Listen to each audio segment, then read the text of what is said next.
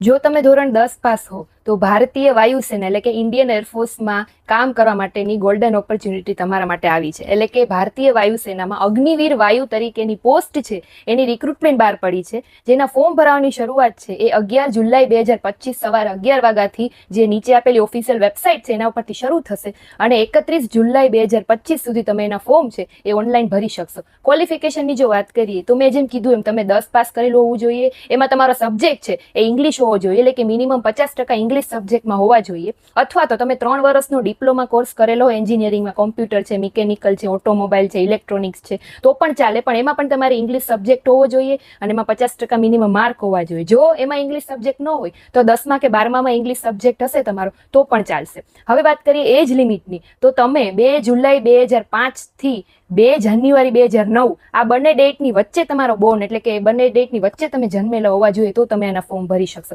હજી એક કન્ડિશન છે આની કે તમે અનમેરિડ હોવા જોઈએ, એટલે કે પુરુષ ઉમેદવાર હોય કે સ્ત્રી ઉમેદવાર, તમે પરણેલા ન હોવા જોઈએ તો તમે આના ફોર્મ છે ભરી શકશો. એક્ઝામ પેટર્નની જો વાત કરીએ તો એક્ઝામ ડેટ પણ ક્લિયર એમાં મેન્શન કરી દીધી છે કે 25 સપ્ટેમ્બર 2025માં આની તમારી ઓનલાઈન કોમ્પ્યુટર બેઝ 100 માર્ક્સની ટેસ્ટ રહેશે.